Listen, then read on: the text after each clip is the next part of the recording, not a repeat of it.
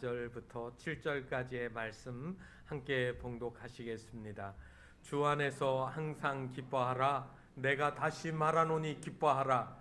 너희 관용을 모든 사람에게 알게 하라. 주께서 가까우시니라. 아무것도 염려하지 말고 다만 모든 일에 기도와 간구로 너희 구할 것을 감사함으로 하나님께 아뢰라. 그리하면 모든 지각에 뛰어난 하나님의 평강이 그리스도 예수 안에서 너희 마음과 생각을 지키시리라. 아멘. 하엘 찬양단의 거친 길 위를 걸어갈 때도 찬양 있겠습니다.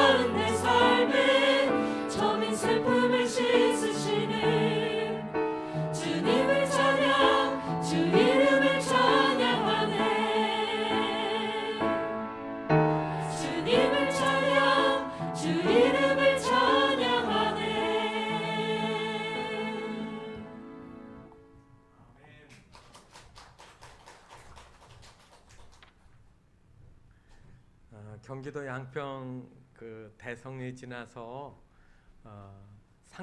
상천리라는 데가 있습니다. 강가에 있는 동네인데 거기에 있는 교회 이름이 상천교회예요.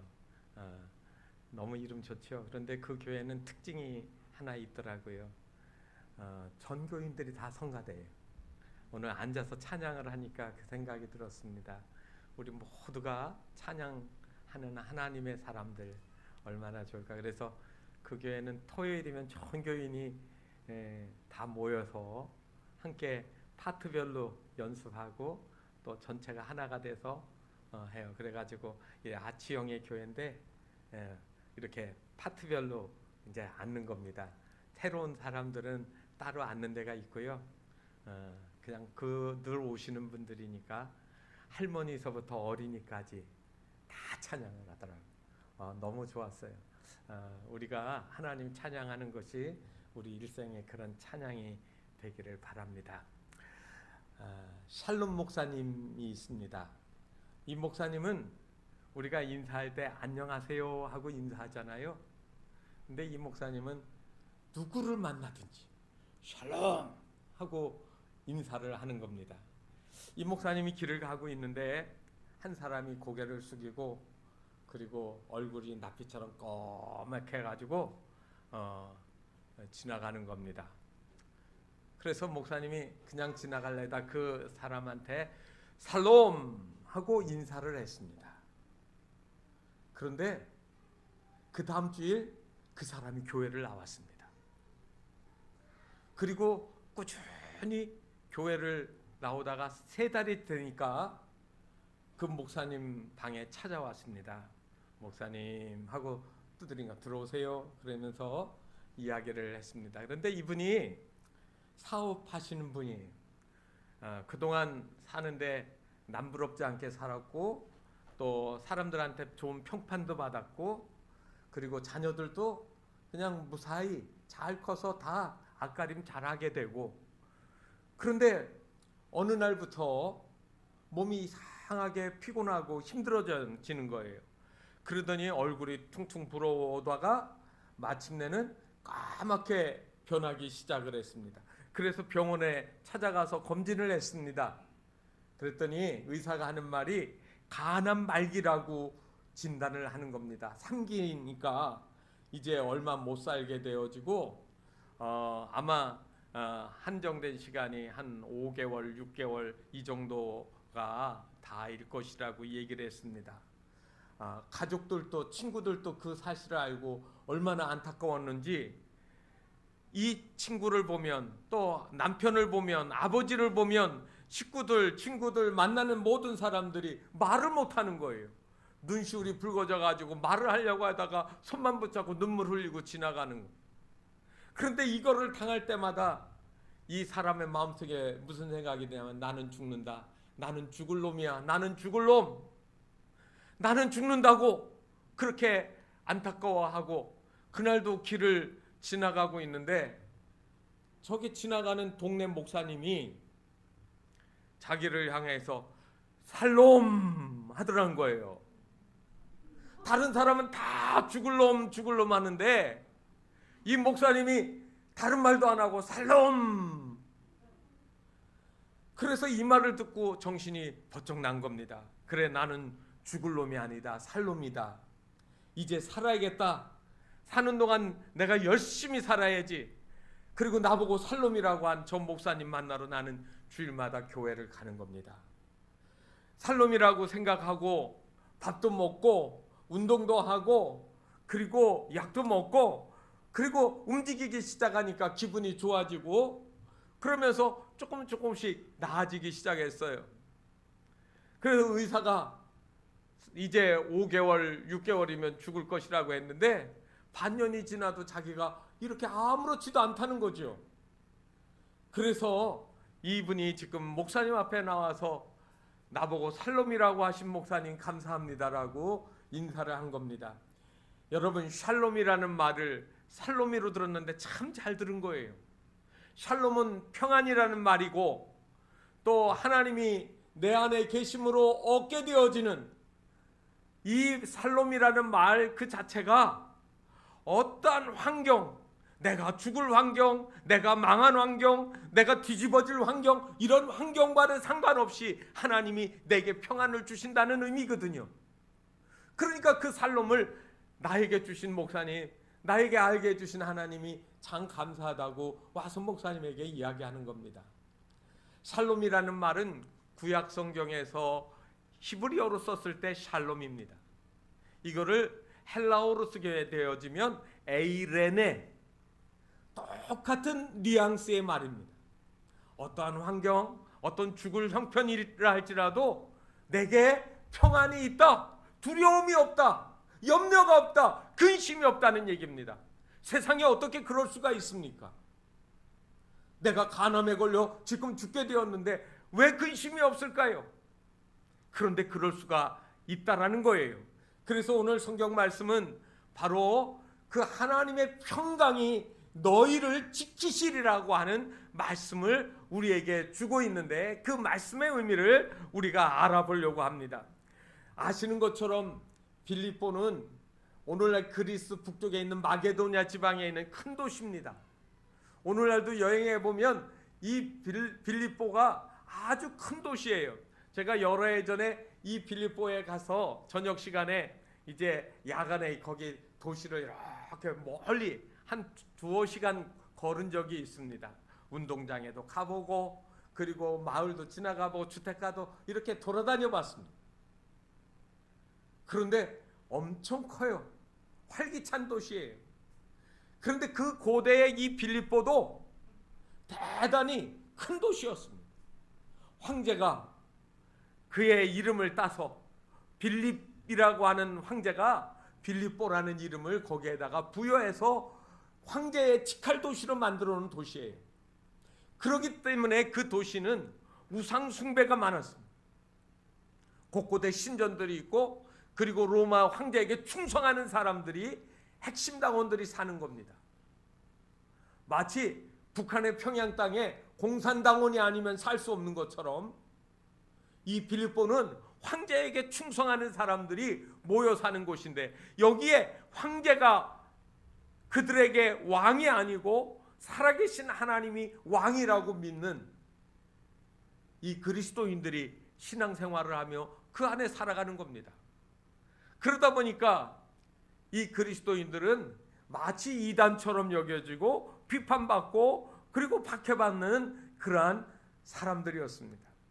그래서 이 빌립보는 다시 말하면 너희가 내 괴로움에 함께 참여했다고 할 정도로 자진해서 예수 믿어도 괴로움을 당하였던 이 빌립보 교회 성도들을 향하여서 지금 사도 바울이 위로 또 격려의 메시지를 전하고 있습니다. 그 중에 여러분들이 오늘 본문 말씀은 아주 잘 아는 이야기입니다.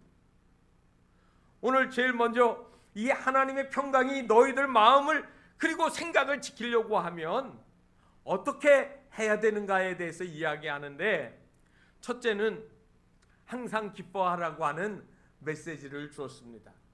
주 안에서 항상 기뻐하라.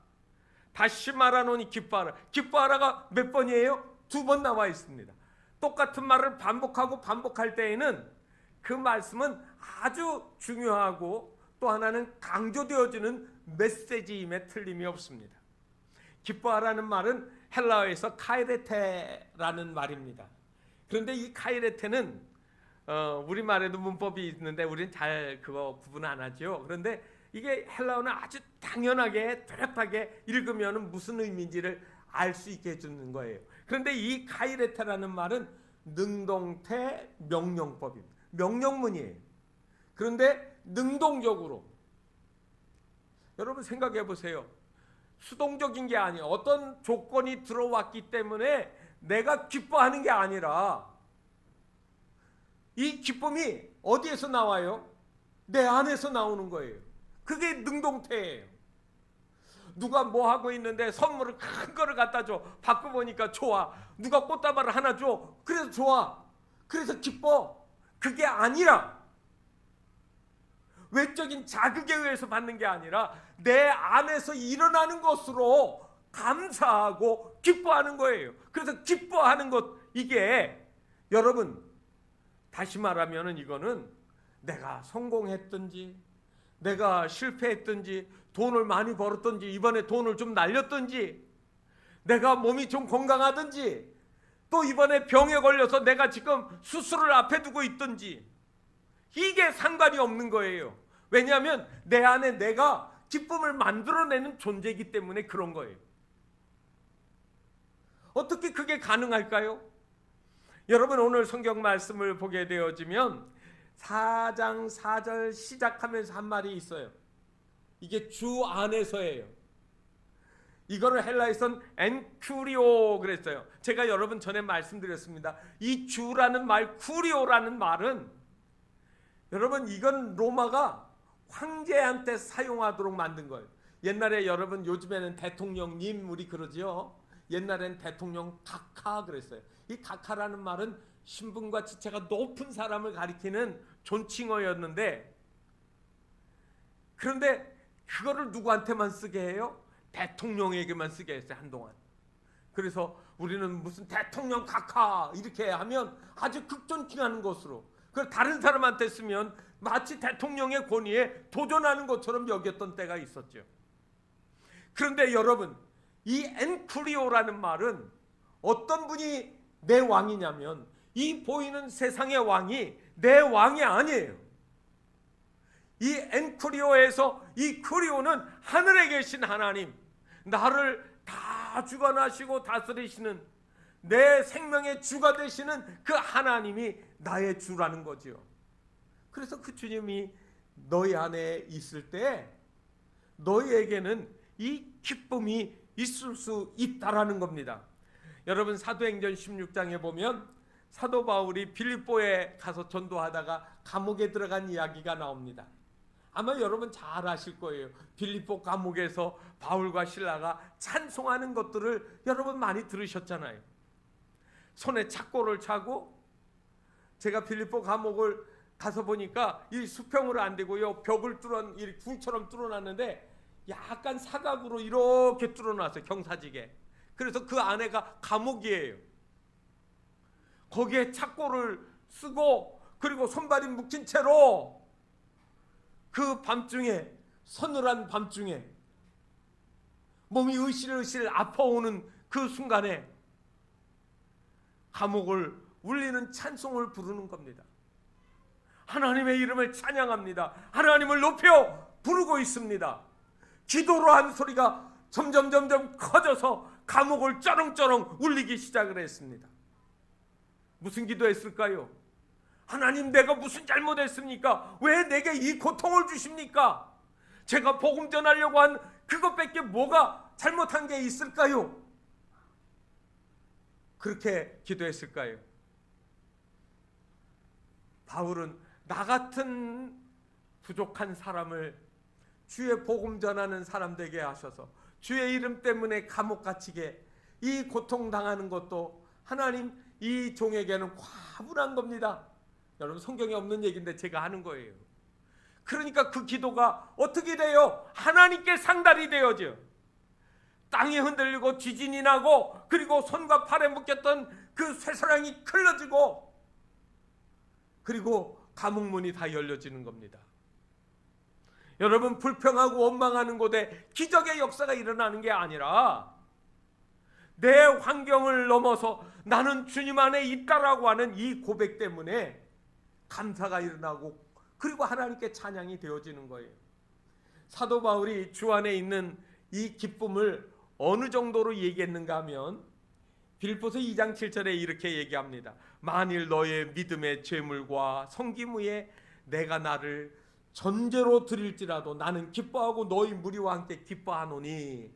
여러분, 전제라는 말, 지난번에 우리가 레위기를 새벽마다 강해를 해서 아마 아실 거예요. 전제라고 하는 것은 기름이나 포도주를 제물 위에다 이렇게 뿌리는 그런 제사 방법입니다. 그래서 드링크 어퍼링이라고 영어로는 그래요. 그래서 액체를 제물 위에다 이렇게 뿌리는 제사.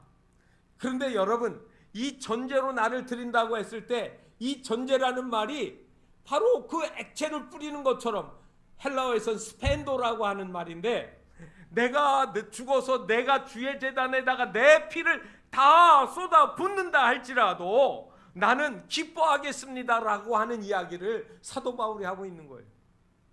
사도 바울은 나는 주를 위하여 죽어도 이것이 내 기쁨이고 내 사랑하는 주님을 향하여 내가 드릴 수 있는 최고의 충성입니다라고 하는 그런 고백을 한 겁니다. 여러분, 사람들은 권력이나 돈이나 명예가 사람을 기쁘게 한다라고 생각합니다. 맞습니다. 돈 주면 다 입이 다 벌어집니다. 보너스로 많이 줘보세요. 그 사장 좋다고 할 겁니다. 그러나 여러분, 그 기간이 얼마입니까? 다음 명절 전까지 한 해가 바뀌기 전에 그 기쁨이 다 사라지는 거예요.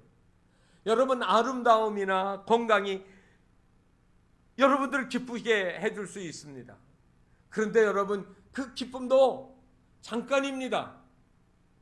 결혼식을 할 때 여러분 뭐라고 합니까? 병들거나 건강하거나, 그죠? 부유하거나 가난하거나 변함없이 사랑하겠습니까? 라고 질문하는 거예요. 그러면 예 라고 대답을 해요. 여러분, 결혼이 그거잖아요. 그런데 남편이 사업에 실패하고 좀 가정 환경이 어려워졌어요. 건강하던 남편이 사고를 당해서 불구가 됐어요. 그러면 그 남편 버리고 그 아내 버립니까? 그건 사랑 아니잖아요. 이 사랑 안에는 조건과 상관없이 내가 내 남편, 내 아내를 사랑하겠습니다라는 고백을 담고 있는 거 아닙니까? 마찬가지예요. 이 기쁨은 내가 나의 주 되신 하나님께 내가 어떠한 환경에서도 변함없이 사랑하겠습니다, 주님을 섬기겠습니다라고 하는 믿음의 고백을 담고 있는 거 아니겠습니까? 제가 기사를 한번 이렇게 잡지책을 하나를 이제 기다리다가 이렇게 있어서 봤는데, 제목이 뭐냐면 1조 원은 얼마나 큰 돈일까 하는 그러한 거더라고요. 그래서 지금 여러분, 우리 교회 1조 원이 있는 분 있으세요? 우리 교회는 다 가난해요. 1조 원도 없어요. 1조 원이 있는 분 없다고요. 돈이 있는 거 자랑하지 마세요. 1조 원도 없는데요. 여러분, 그런데 1조 원이 얼마나 되느냐 해놓고 쓴 내용을 제가 말씀드릴게요. 하루 100만 원씩 돈을 쓰면 몇 년을 써야 되면 1조 원은요 2740년을 써야 1조 원을 쓸 수 있대요. 하루에 100만 원씩. 1만 원권은 450만 장을 실을 수 있는 5톤 트럭 22대에 실어야 하고, 007 가방 한 개에 1억 원을 넣는다고 하면 10,000개가 있어야 돼요. 조폐공사가 1조 원을 찍으려면 돈이 100억 원이 들어가고요. 그리고 며칠 동안 찍어야 되면 44일 동안 찍어야 된대요. 길에 깔면 경부고속도로를 10,000원짜리로 이렇게 쭉 이어서 붙이면 19번 왕복할 거리가 되고, 차곡차곡 높이로 쌓으면 백두산의 4배, 에베레스트의 1.26배가 이게 1조 원이에요. 1조 원. 여러분, 하도 조 단위를 얘기 많이 하니까 우습게 여기시는데, 여러분 우습게 여기시면 안 돼요. 그런데 만약에 1조 원을 가진 사람이 있다고 합시다. 제가 질문할게요. 그 사람 병 걸리지 않고 죽지 않을까요? 우리나라 재벌의 최고 총수였던 분들, 삼성의 이병철 씨, 현대 정주영 회장 같은 이런 분 돈이 없었습니까? 병원이 없어서요. 그분들 다 우리나라에서 괜찮은 병원 하나씩 다 만들어 놨어요. 삼성의료원, 아산병원, 현대 아산병원 다 이 대기업에서 만들어 놓은 병원들이에요. 그런데 그분들이 초현대식 최고의 병원을 만들어 놨는데 그분들 다 여전히 살아계실까요? 이미 다 돌아가셨어요. 10만 원 사람 가진 사람은 죽고 1조 원 가진 사람은 죽지 않는다고 하면 너도 나도 그런 공식이 있는 대로 물불 안 가지고 살아야 되지 않겠습니까? 성경에 보면 솔로몬이 화려한 궁궐을 지었습니다. 수많은 군사를 두었고, 그리고 금은 보석으로 치장을 했습니다. 주변의 나라들이 다 솔로몬에게 굴복을 했고, 나라는 그처럼 부유할 수가 없었습니다. 그런데 여러분, 전도서에 보면 이 솔로몬이 탄식을 어떻게 했어요? 헛되고 헛되니 헛되고 헛되도다. 여러분, 이것은 죽음의 문제를 해결하는 게 아니에요. 제가 기뻐하라는 이 말의 뜻이, 여러분, 이거는 조건에 의해서 생명의 어떤 것들 때문이 아니라 하나님 때문에 있는 것이라고 하면 이게 얼마나 소중한가 생각하면서 찬송가가 생각이 났습니다. 370장 주 안에 있는 나에게 딴 근심 있으랴. 십자가 밑에 나가 내 짐을 풀었네. 그 두려움이 변하여 내 기도 되었고 전날의 한숨 변하여 내 노래 되었네. 여러분, 이 찬송가의 가사를 아시겠습니까? 그냥 그 찬송가를 그냥 막 불러제키면 되는 거예요. 여러분, 주 안에 있는 나에게 이 평안이 있다라고 하는 사실을 아십니까? 복음성가 중에 주 예수 사랑 기쁨 내 마음속에 나는 기뻐요, 정말 기뻐요. 주 예수 사랑 기쁨 내 마음에. 여러분, 그런 찬양이 여러분의 고백이 되고 믿음이 되어지시기를 주님의 이름으로 축원합니다. 그러면 여러분, 주 안에 있는 것들이 이런 기쁨이라는데, 여러분 그 정체가 뭘까요? 세 가지예요. 하나님이 내 안에 계신 사람에게는 가장 큰 기쁨이 죄사함의 기쁨입니다. 그 은혜의 간격, 여기에 뿌리를 두고 우리가 기뻐하는 겁니다. 그 누구도 여러분, 내가 지은 죄를 사해 줄 사람이 있습니까? 없습니까? 대신 사해 줄 사람이 있어요? 내 마음속에 일어나는 모든 죄악들, 이거 누가 대신 지어줄 수 있어요? 오직 예수님만이 나에게 그 죄를 용서해 줬다고 선언하시는 분이에요. 여러분, 죄사함 받는다는 거, 그거 시시한데요? 한번 말해볼까요? 오늘 저녁이 내가 오늘 마지막 살고 죽는 순간이에요. 그러면 여러분, 뭐 값비싼 롤렉스 금장시계가 어떻고, 그 다음에 집문사가 어떻고, 내가 타던 차가 어떻고, 그거 하나도 중요하지 않아요. 그때부터 심각하게 질문하는 거 하나입니다. 나는 정말 내 모든 죄가 다 사함받았는가? 주님이 내 죄를 다 용서해 주셨는가? 나는 이제 이 생명이 끝나도 하나님 앞에 갈 수 있는가 하는 이 근본적인 질문만 남는 거 아니에요.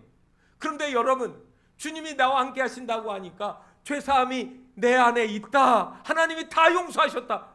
여러분, 이게 얼마나 큰 소중하고 기쁜 건지 아시겠습니까? 그리고 나서 하나님이 너는 내 자녀라. 영접하는 자, 곧 그 이름을 믿는 자들에게는 하나님의 뭐가 되게 해주세요? 종이요? 노예요? 자녀 되는 권세를 주셨으니, 여러분, 그러니 이게 기쁜 일이 아닙니까? 돈 1조 원 때문에 기뻐하시겠습니까? 아니면 하나님의 자녀 되는 기쁨을 누리시겠습니까? 우리가 살아가면서 이 기쁨 때문에 주의 일꾼 되는 거예요. 주님 후에 섬기며 살아가는 거예요. 제가 한번 다시 묻습니다.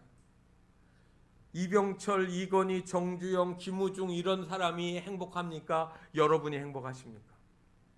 지금 누가 기쁠까요? 만약에 저요라고 순수하게 솔직하게 대답할 수 있는 사람은, 그 사람은 하나님이 주시는 기쁨을 소유하고 있는 사람이에요. 두 번째로 오늘 성경 말씀은 우리에게 관용하라고 하는 말씀을 합니다. 5절 말씀이죠. 너희 관용을 모든 사람에게 알게 하라. 이 관용이란 말이 뭘까요? 관용이란 말은 헬라어에서 토 에피에이케스라는 말이에요. 이것도 아까 여러분, 기쁨도 세상에서 주는 것 때문에 나오는 기쁨이 아니라고 했지요. 이 에피에이케스라고 하는 이 관용이라는 말도 손해를 당하거나 역경을 당하거나 어떤 형편에서도 내 평정심이 깨지지 않는 영적인 인내를 가리켜요. 영적인 거예요. 그냥 내 인품이 괜찮기 때문에 내가 너 봐준다가 아니라, 하나님이 날 사랑하시고 날 기다려주시고 나를 덮어주신 것처럼 나도 그렇게 참아주고 인내하고 하나님의 사랑으로 버티는 거예요. 부부 사이가 안 좋은 그런 부부가 있었습니다. 그런데 사고로 아내가 먼저 세상을 떠났습니다. 이 아내가 천국문 앞에 가서 이제 들어가려고 줄을 쭉 서 있는데, 문지기가 누군가 봤더니 베드로 사도예요. 베드로 사도가 들어오는 사람들에게 하나씩 묻습니다. 또 이런 얘기하면 진짜인 줄 알고 그러시면 안 되니까 그런 얘기예요. 문지기가 이제 묻습니다. 러브라는 말의 영어 스펠링을 대답해 보시오. 그러니까 사람들이 LOVE, 그러니까 학교 들어가세요 하고 들여보내 주는 거예요. 뒤에서 이렇게 보니까 저거 되게 쉬운 건데, 그래서 이제 차례가 쭉 하는데 다 반복해 가니까 나도 LOVE 하면서 이제 섰습니다. 아니나 다를까 러브의 영어 스펠링 단어를 얘기하세요. 그렇게 묻는 겁니다.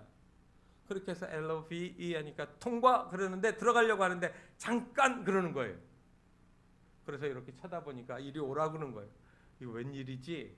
이제 돌아갔더니 베드로가 이렇게 얘기합니다. 내가 지금 여기 너무 오래 서 있어서 화장실을 좀 갔다 와야 되는데 대신 이 자리 좀 지켜달라고. 그리고 하는 말이 뭐냐면, 내가 지금 여지껏 한 것처럼 오는 사람한테 러브라는 말을 물어보고 스펠링 얘기해서 맞추면 들여보내고, 그거 못 맞히는 사람은 지옥 보내. 지옥 가는 거야. 그렇게 하면 되는 거예요. 알았지요? 그리고 손살같이 갔습니다. 그래서 이 부인이 얼결에 그 베드로가 섰던 자리에서 사람들이 오는 대로 묻습니다. 러브의 스펠링을 말해보세요. 그래서 맞히면 통과, 못하는 사람은 하는데 거의 없는 거예요. 그렇게 해서 쭉 하고 있는데 보니까, 아니 웬일이에요? 저 뒤에 남편이 서 있는 거예요. 그런데 점점 가까이 오는데 마음속에 막 이렇게 생각이 막 울큰불큰 하는 거예요. 저 남편하고 같이 천국 들어가 사는 거, 이건 정말 생각하기도 싫어. 그래서 남편이 와서 딱 섰는데, 부인이 러브 스펠링을 말하라고 하면 맞힐 것 같으니까 순간적으로 이렇게 말했습니다. 차이코프스키 스펠링 말해보시오. 여러분, 이 차이코프스키라는 말은 미국에서 미국 사람들 대학생을 상대로 스펠링 시험을 봐가지고 70%가 틀린 거예요. 얼마나 어려운 거를 갖다가 냈어요. 어떻게 됐는지 저는 모르겠어요. 여러분, 우리에 있는 감정들을 해소하지 아니하면 여러분, 그 안에는 뭐가 없는 겁니까? 관용이 없는 거예요. 감정이나 원한이나 앙심을 품으면 마음의 평안이 깨져버립니다.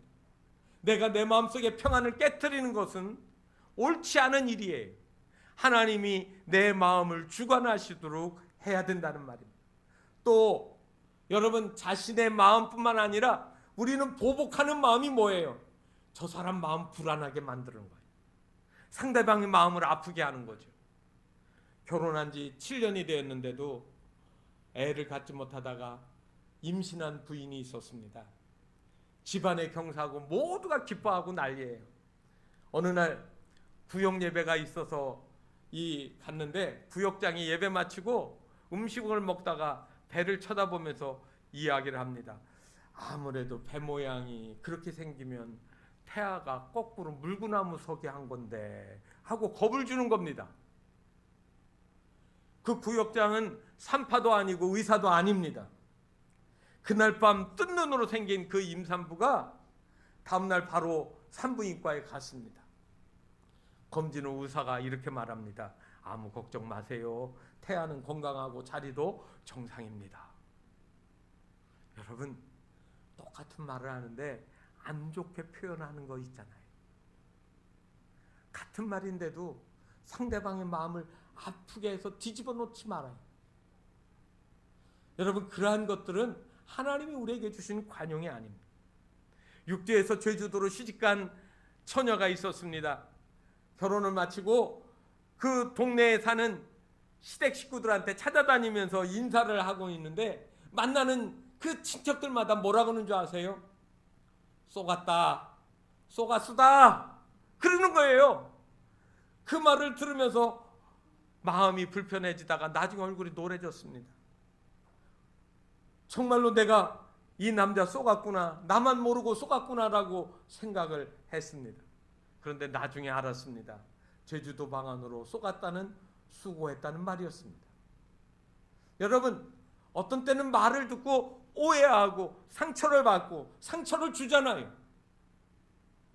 여러분, 성경에서 이 빌립보 교회 성도들에게 사도 바울은 말로 상처를 주고 상처받고 입히고 하는 이러한 일들이 없어지라고 부탁을 하고 있는 겁니다. 여러분, 우리가 그리스도 안에서 우리의 말과 언어와 행실이 하나님을 기쁘시게 하는 것들이 되어야 됩니다. 그리고 성경은 세 번째로 이렇게 얘기해요. 기도하라고 이야기합니다. 6절 말씀이죠. 아무것도 염려하지 말고. 세상에 염려가 없는 세상이 어디 있습니까? 모든 일에 기도와 간구로 너희 구할 것을 감사함으로 하나님께 아뢰라. 여러분, 여기 두 가지의 중요한 단어요. 염려 그리고 감사. 이거 상반되는 거 아닙니까? 간구하는 거, 기도와 간구, 이 말은 여러분, 우리가 기도는 일반적인 하나님께 대화하는 그러한 차원의 언어라고 하면, 이 간구는 여러분 영어에서 supplication이라는 말을 하는데 간절히 필요로 하는 거를 구하는 거예요. 특별한 제목이 있는 거예요. 그리고 본문을 통해서 사도 바울이 기도와 간구를 같이 썼어요. 하나님이 계시는 사실을 믿으면 염려하지 마라. 하나님께 간구할 걸 간구하라. 그렇게 얘기하는 겁니다. Tell me a story 라고 하는 그 책이 있습니다. 마크 엣지라는 분이 쓴 책인데, 이 책에는 그 선교사님들의 얘기를 이렇게 쭉 들려주고 있습니다. 프레드릭 롤란이라고 하는 선교사 이야기가 그 책의 내용 중에 있었는데, 무슨 내용이냐면 이런 내용입니다. 북아프리카 지역에서 선교 활동을 하던 이 롤란 선교사가 어느 날 이슬람 반군에게 쫓겨다니게 되었습니다. 언덕을 지나고 계곡을 쫓기다가 막다른 길에 이제 숨을 곳이 없는데 보니까 동굴이 있어요. 그래서 동굴로 피해 들어갔습니다. 그러면서 이 동굴로 반군들이 자기를 쫓아와서 잡아갈 것이라는 생각이 당연히 들었습니다. 그는 동굴 안에서 하나님께 기도하기 시작했습니다. 하나님, 저 이렇게 죽는 건가요? 제 사역이 이제 여기서 끝이네요. 하나님, 저 어떡하지요? 라고 절박한 마음으로 기도하기 시작했습니다. 그런데 그 순간에 여긴 안에는 깜깜하고 저쪽은 환하니까 보이는데 거미가 두세 마리가 나오더니 막 입구에서 왔다 갔다 하면서 거미줄을 치기 시작하는 거예요. 잠시 후에 반군 이슬람 사람들이 총을 들고 두리번 찾으러 올라가다가 딱 불 안에 얼굴을 뒤밀려 했는데 거미줄이 얼굴에 딱 붙잖아요. 그러니까 여기 거미줄 있는 거 보니까 들어간 사람이 없는 거야 하고 그냥 지나가 버렸습니다. 안에서 이거를 다 보던 이 놀란 프레드릭 선교사가 그 일들을 경험하고 나중에 나와서 이런 말을 했습니다. 하나님이 계신 곳은 거미줄도 두꺼운 벽이 되고, 하나님이 안 계신 곳은 두꺼운 벽도 거미줄처럼 약합니다라고 하는 자기의 경험을 가지고 이야기를 했습니다. 여러분, 간구는 하나님께 대한 내 신앙의 신뢰입니다. 하나님이 내가 살아있는 동안에 내 기도를 들어주시는 것을 믿는 믿음의 표현이 그 안에 나타나는 것 아니겠습니까? 그러므로 여러분, 오늘 여러분 말씀드려진 이 기쁨, 관용, 이 기도가 그리스도인들의 평강을 지켜나가는 영적인 무기가 되어져 간다는 사실이에요. 오늘 여기 성경의 7절에 나와 있는 모든 지각에 뛰어난 하나님의 평강이라고 얘기했거든요. 이 모든 지각에 뛰어나다라는 말은 사람의 머리로 상상할 수 없는 그 이야기예요. 시편 139편 16절과 17절에 보게 되어지면 하나님의 수는 너무 많아서 헤아릴 수 없습니다라고 하는 이야기가 나옵니다. 이 하나님의 수가 너무 많아서 헤아릴 수 없다. 그 이야기를 영어 단어로 뭐라고 썼냐면 아웃넘버라고 했습니다. 숫자로 더 이상 세어지지 않아. 여러분, 바둑이나 장기를 둘 때 수가 얕은 사람은 그 수가 다 보여요. 그저 고작 잡아먹고 나 죽을 줄 모르고 거기 뛰어들어가거든요. 그게 하수예요. 고수는요, 한 수, 두 수가 아니라 10수, 20수, 30수까지 다 예상을 해서 쳐다보고 있는 거예요. 그런데 하나님의 수는 우리가 생각하는 것 그 이상의 무궁한 것들이 하나님의 지혜 속에 담겨 있다는 말 아닙니까? 여러분, 여러분에게는 그 하나님에 대한 신뢰와 신앙이 있는가 말입니다. 마음과 생각을 지키시기를 바랍니다. 어떤 사람이 동업자에게 속아서 평생도록 모은 돈 10억을 날렸습니다. 또 한 사람은 아주 신흥 개발지 지역에 변두리에 사두었던 땅값이 막 폭등을 해서 갑자기 땅 부자가 되고 말았습니다. 그리고 또 한 사람은 엊그제 5억의 아파트를 판 사람이 함께 만나서 차를 마시기 시작했습니다. 10억을 날릴 사람은 가슴을 치며 자포자기하고 있었고, 땅 부자가 된 사람은 거드름을 피우고 그리고 자기 자랑에 혈안이 되어 있었습니다. 그런데 이 두 사람 앞에서 제일 속상한 사람은 어제 아파트를 5억에 판 사람이 제일 속상한 사람이에요. 왜 그런 줄 아세요? 팔고 나서 사흘 후에 집값이 5천만 원이 더 올라갔거든요. 여러분, 내 마음속에 앞에 10억을 잃어버렸든 수십억을 땄든 그건 다 상관이 없어요. 내 마음속에 내가 지금 더 많이 못 버는 것, 손해본 것 같은 이 마음 감정이 그를 괴롭게 하는 거 아니겠습니까? 여러분들은 환경에서 무엇을 보시겠습니까? 주님을 바라보십시오.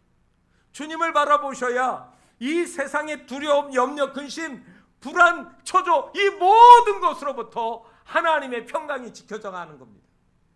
기뻐하시는 은혜, 또 관용할 수 있는 능력, 힘, 그리고 기도할 수 있는 소망, 우리 하나님이 우리에게 주셔서 우리가 이 땅에 사는 동안 주와 함께 늘 동행하고 믿음으로 이겨나가시기를 주님의 이름으로 축원합니다. 기도하겠습니다. 거룩하신 하나님 아버지, 우리의 인생에 살아가는 동안 하나님 아버지, 하나님이 주신 이 기쁨 평안을 저희들이 잘 누리고 그리고 빼앗기지 않는 저희들이 되어줄 수 있도록 은혜 내려 주시옵소서.